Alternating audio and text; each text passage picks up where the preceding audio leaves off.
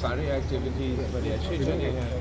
آج ہمارا جو فائنینشیل ٹائمز کا ایڈیٹوریل بورڈ کے ساتھ ہمارا انگیجمنٹ رہا.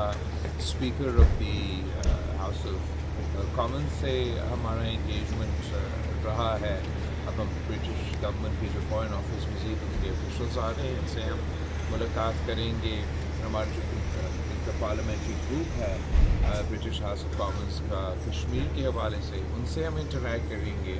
تو بہت الحمدللہ ہمارے جو امبیسڈر صاحب ہے انہوں نے تفصیلی پروگرام رکھا ہے ہمارے ڈیلیگیشن کے لیے اور بڑا اچھا چل رہا ہے. بلاول صاحب، دنیا کیسے دیکھتی ہے نریندر مودی کی اسٹیٹمنٹ کو کہ جو آپریشن سندور ہے وہ پاز پہ ہے، آن ہولڈ ہے، ختم نہیں ہوا، جبکہ پاکستان کہتا ہے کہ جو کانفلکٹ ہے وہ اوور ہے؟ میرا خیال میں کہ دنیا کا تو یہی خیال تھا کہ یہ سیز فائر ہے. جب انڈیا اگری ہو پایا تھا تو انہوں نے سیز فائر تک ہی اگری ہو پایا. اب جو بیانات آ رہے ہیں بھارت کی حکومت کی طرف سے وہ تو امن کے پیغام نہیں ہیں، جنگ کے پیغام ہیں. حالات کو وار مانگرنگ کیا جا رہا ہے اور میرا خیال میں دنیا بھر میں اس کو بڑا سنجیدگی کے ساتھ دیکھا جا رہا ہے.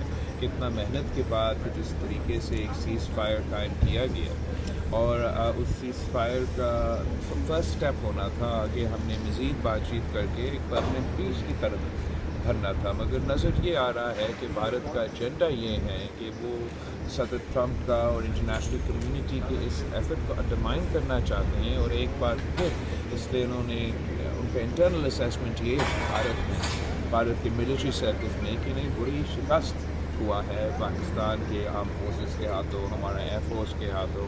تو اس کو کمپنسیٹ کرنے کے لیے یہ اس ٹریجیکٹری کی طرف بڑھتے نظر آ رہا ہے. پاکستان ایک رسپانسبل نیوکلیئر اسٹیٹ ہے. ہم نے اس جنگ کے دوران بھی ایک بہت ہی رسپانسبل کردار ادا کیا، ریسٹرینٹ کا ظاہرہ کیا. اور آج بھی جو ذمہ داری اس ڈیلیگیشن کو دیا گیا ہے وہ امن کی پیغام لے کے اس کے لیے جدوجہد کر رہے ہیں. جبکہ بھارت کا میرا خیال میں ارادہ یہ ہے کہ وہ ان کا اپنا جو ان رسپانسبل بیہیویئر ہے اس کو کنٹینیو کرنا چاہ رہے ہیں. انٹرنیشنل لا کے، یونائٹڈ نیشنز کے رولز بیسڈ آرڈر کو وائلیٹ کرتے آ رہے ہیں اور آگے جا کے شاید امکان ہے کہ وہ یہ.